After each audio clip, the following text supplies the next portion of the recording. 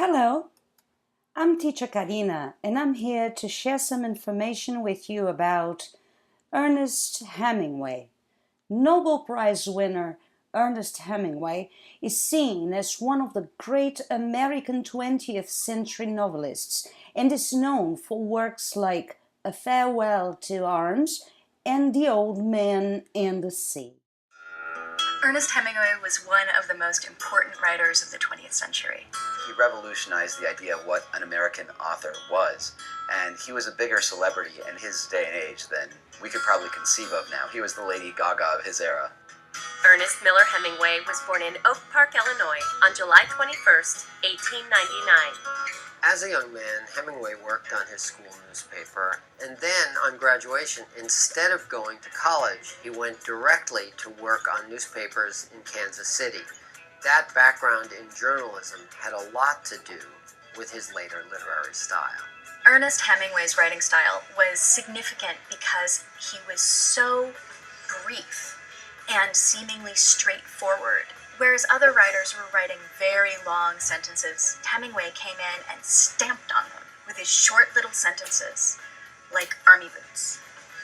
During World War I, Hemingway served as an ambulance driver and then moved to Paris, where he wrote his first novel, The Sun Also Rises, in 1926. Paris was this amazing confluence of literary talent where you had Hemingway, James Joyce, F. Scott Fitzgerald, Gertrude Stein, T.S. Eliot, and Hemingway immediately impressed all of them, especially Fitzgerald, who brought Hemingway's manuscript, The Sun Also Rises, to his publisher, Charles Scribner.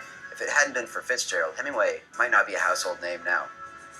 Hemingway's 1929 second novel, A Farewell to Arms, was based on his World War I experiences and was a big success. His personal life, however, was often stormy.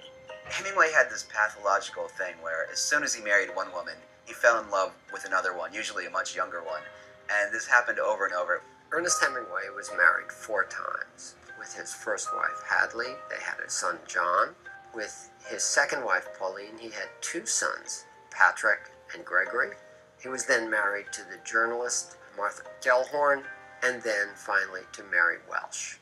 Hemingway continued to live up to his reputation as a fearless physical writer, as he served as a newspaper war correspondent during the Spanish Civil War and World War II. In 1951, Ernest Hemingway won the Pulitzer Prize for The Old Man and the Sea. Hemingway was further honored 3 years later with a Nobel Prize in Literature. In Ernest Hemingway's later life, he fought depression, anxiety, probably mental illness.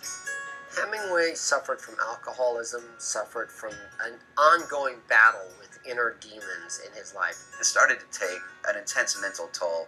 He would have beer and gin for breakfast, and after a while he was no longer a functional alcoholic. His ability to write was gone, and he felt that that was his essence as a human being. That was his point for being on Earth. Hemingway committed suicide when finally he found that all the virtues that he most valued, self-control and productivity, had come to an end. It was better to go out than simply to flounder on. Ernest Hemingway died on July 2nd, 1961. Hemingway's greatest work may have been his life, the life that he lived. He took being a writer from being someone who just sat in a room to someone who not just gobbled up life, but made a show of it.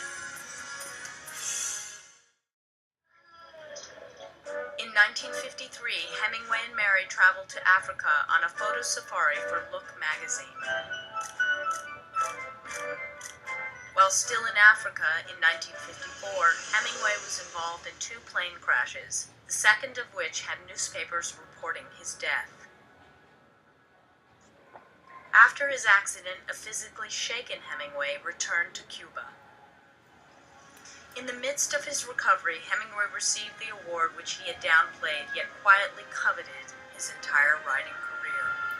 He was awarded the Nobel Prize for Literature.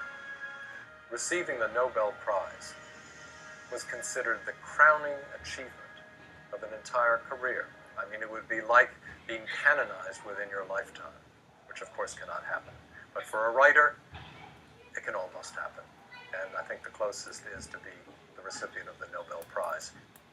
He was too ill and injured to accept the prize in person, so he recorded a message to the jury to express his thanks. Writing at its best is a lonely life. He grows in public stature as he sheds his loneliness, and often his work deteriorates. For he does his work alone, and if he is a good enough writer, he must face eternity, or the lack of it, each day.